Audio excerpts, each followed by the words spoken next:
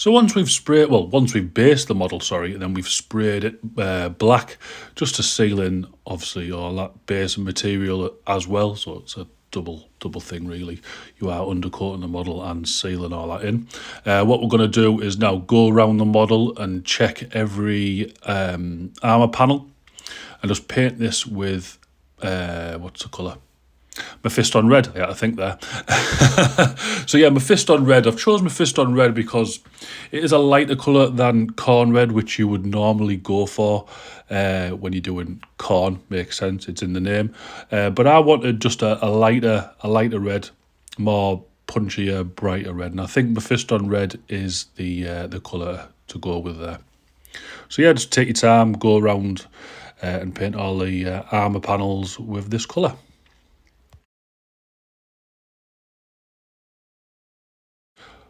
So there it is. That's at about 2 coats now of the Mephiston red. And you don't really have to be that neat because obviously we are going to be painting the trim. Now, like I said before, I was going to do it black, but then I decided, you know what, I'm going to do it the old traditional gold. So we've got some Retributor armour here, which I just personally think is one of the best golds out there. Obviously, you'll have your favourite and coverage-wise and stuff like that, but for me, it is Retributor armour. So we did basically just go around being careful not to get it on the red. If you do, it's not a problem. Obviously, you can just go back with Mephiston red, but do try and be neat. Obviously, the neater you are now, the less clean-up you've got to do later on.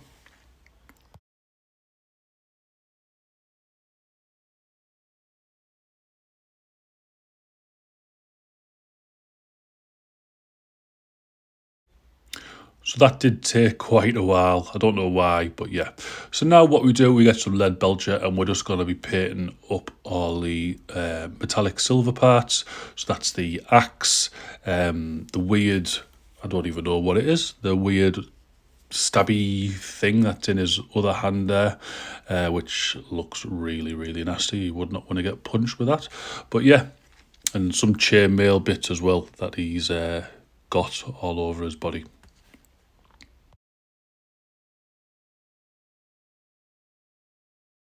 So with it being khorne, you would expect skulls, but these don't have that many, to be fair. He's just got 3 of them hanging down off this little piece of rope that's round his waist.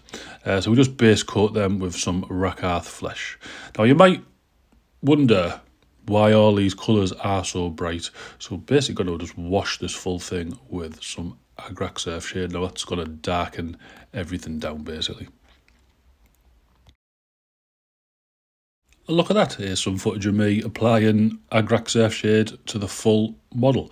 Obviously you don't want pooling, so just be aware of where the wash is going, and if you do see some pooling, just brush it away with your brush.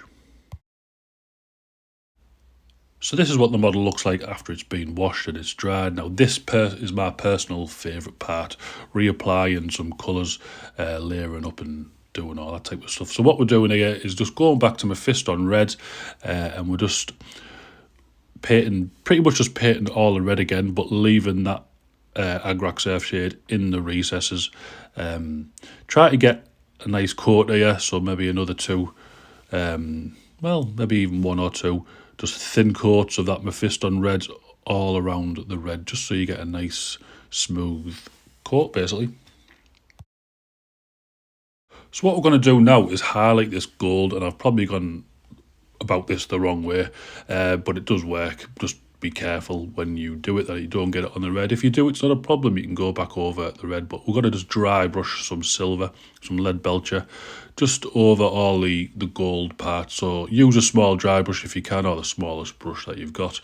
I'm just going to go back and forth over the silver, over the gold, just to highlight all of them in one go.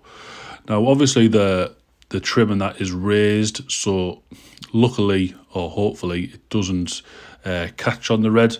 But like I say, if it does, it's not a big problem. Just go back with some Mephiston red and just tidy up where you've possibly gone over.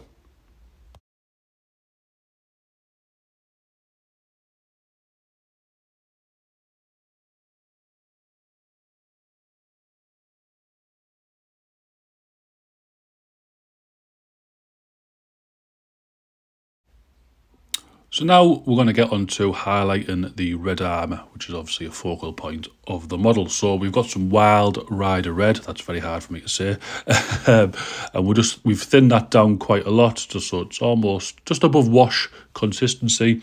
I've just got the smallest brush that I'm comfortable holding, and we're just going to paint all the raised areas of the red armour.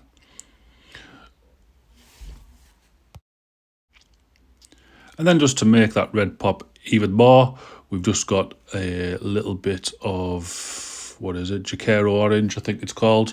And we're just doing tiny little dots just on all the corners just to make that red pop a little bit more. Obviously, do not go too much with this, else your armour will then look orange, basically. And you don't want an orange khorne person.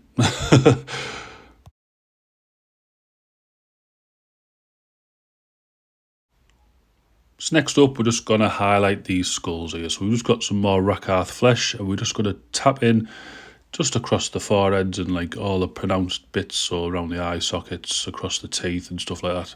And then after that, we get some Shabti bone and just do the same thing again, but just with less paint on the brush, and select where you want to put these little highlights. Right guys, so there is the model all painted up and based. Let me know what you guys think of this painting tutorial. I know it's pretty straightforward and that, but yeah, leave comments obviously in that little comments box. Like it, dislike it, but if you could, please go and chuck me a subscribe. That would help a lot. Right guys, I will see you all later. Ta-ra.